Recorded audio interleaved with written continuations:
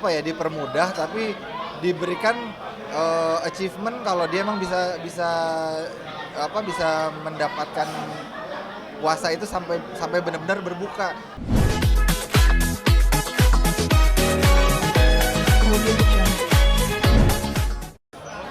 Bismillahirrahmanirrahim. Yang jelas Ramadan yang beda kali ini tuh emang udah lebih terasa seperti Ramadan-Ramadan sebelumnya, serupa tapi tak sama gitu. Jadi kalau Ramadan sebelumnya tuh ya mungkin orang dengan segala aktivitasnya terus tiba-tiba di stopin sama pandemi. Nah sekarang tuh orang tuh kayak lebih produktif daripada Lebaran sebelum pandemi. Semuanya dikerjain, kayak hari ini tuh kayak nggak ada hari esok gitu. Dan itu gue seneng banget. Jadi semua orang tuh berlomba-lomba untuk bisa menjadi lebih baik, untuk bisa lebih bermanfaat, untuk bisa jadi lebih keren lagi daripada sebelumnya. Itu sih yang gue paling suka dari Lebaran kali ini sih. Kerasa banget setiap orang tuh beda.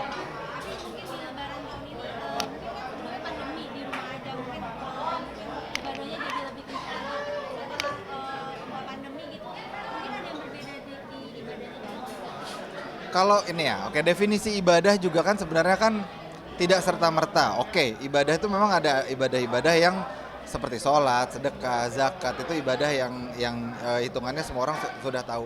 Nah tapi kan di samping itu masih ada bentuk ibadah yang lain. Misalnya kita membantu orang lain gitu, itu kan bentuk ibadah juga. Terus karena sebaik-baiknya orang adalah orang yang bermanfaat buat orang lain. Belum lagi juga misalnya kayak dari sharing-sharing, terus dari buka bersama, itu orang-orang juga udah yang lebih fokus sekarang, misalnya nyediain tempat untuk ibadahnya itu sendiri gitu. Kalau dulu kan ya cuman buka puasa aja gitu. Nah itu juga udah beda banget sekarang gitu. Buat gue ya, gue nggak tahu yang lain-lain, tapi alhamdulillah gue sih ngerasanya sih beda.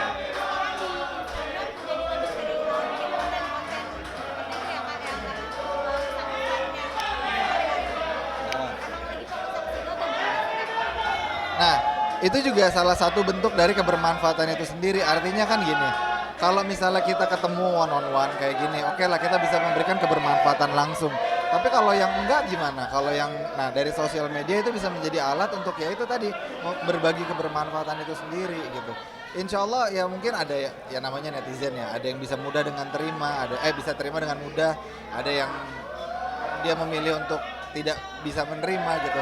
Tapi kan daripada gue fokus sama yang nggak bisa nerimanya, lebih baik gue fokus sama yang emang mendapatkan manfaat dari itu kan gitu. Jangan gara-gara nilai setitik rusak susu sebelanga gitu. Tapi kan enggak, ini ternyata sedikit aja itu bermanfaat, apalagi kalau misalnya bisa banyak gitu.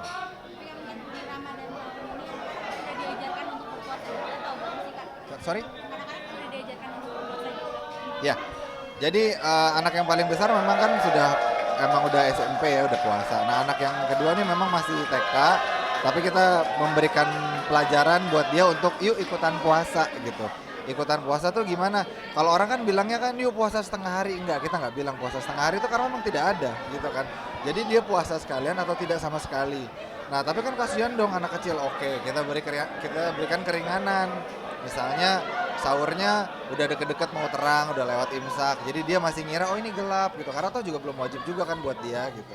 Terus nanti misalnya di tengah-tengah, aduh kelupaan minum, ya biarin puasa lagi gitu. Jadi dipermudah tapi diberikan achievement kalau dia emang bisa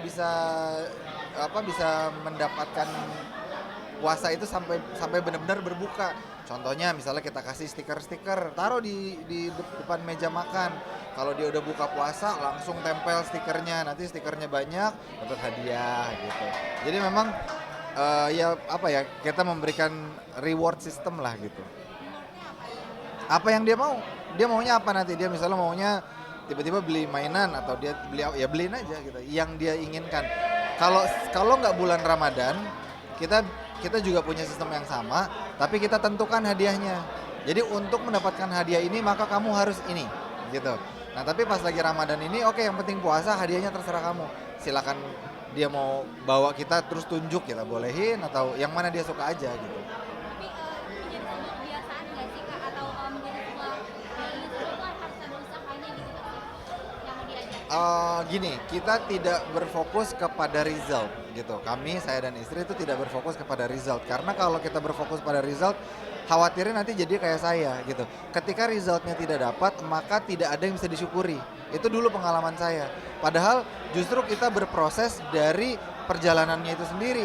Misal kita udah berusaha nggak dapat, oke mungkin gue kurang fokus kan gitu. Kita berusaha nggak dapat, mungkin gue kurang maksimal. Itu kan lebih penting daripada kita mendapatkan terus habis itu ujung-ujungnya cuman wah hebat. Hebat buat apa gitu. Tapi sebenarnya ketika kita memperbaiki diri itu, menikmati prosesnya itu ternyata kan itu yang bisa membangun kita. Nah, kalau ditanyain itu apakah menjadi sebuah habit, kita mengupayakan itu menjadi sebuah kebiasaan di rumah tangga kita bahwa lebih penting kita menghargai prosesnya itu sendiri daripada hasilnya. Sulit nggak sih mengajarkan anak puasa mungkin dari kecil? Kalau ditanya cukup sulit nggak mengajarkan anak puasa dari kecil, sebenarnya ya tidak. Tergantung contohnya. Contohnya itu ya kita gitu. Kalau emang kitanya misalnya kelihatannya puasa tapi marah-marah, tentu buat dia ya lu aja marah-marah gitu. Nah makanya em, ya penting sekali untuk kita berkaca gitu bagaimana kita menghadapi diri kita di hadapan mereka itu akan menjadi contoh. Nah kalau misalnya kita ngelihatnya, dia ngelihatnya kita puasa senang-senang aja, main, kerja, aktivitas, ya dia bilang aku juga haus, dia haus, aku juga haus kok gitu. Tapi pas kita haus ya udah kita duduk diam dulu, lupain, kita main yang lain, ntar kita lupa gitu sama hausnya. Itu kan bisa dia contoh langsung dari apa yang kita kerjakan di depan dia. Mungkin menjelang Lebaran mempersiapkan untuk Lebaran dan rencana mudik nggak sih, Kak? Kalau kita sebenarnya nggak harus mudik gitu, kita ngikut di mana keluarga aja. Tapi yang Lebaran ini kayaknya kita mau ke Bandung kayaknya gitu dan memang sama nenek kakeknya juga pada mau ke Bandung. Jadi ya semoga lancar lah. Tapi ya nggak mesti banget gitu. Jadi artinya kalau orang-orang pada yang wah sebelum Lebaran mesti mudik, kita nggak habis Lebaran pun nggak apa-apa. Jadi ya dipermudah aja. Gitu. Mungkin ada tradisi Lebaran di keluarga Kakak nggak sih? Tradisi Lebaran nggak ada sih kita. Kita ya memang cuma salam aja, terus maaf-maafan. Habis itu kembali lagi nggak ada kembali seperti aktivitas biasanya ya misalnya sekarang nih kalau bapak lagi belajar banyak pengen ngaji gitu ya jadi udah lebaran ya udah makan dah terus ngaji lagi biasa aja gitu. Mungkin baju Lebaran nyiapin juga nggak sih, Kak? Mungkin Nah kalau itu urusan istri tuh.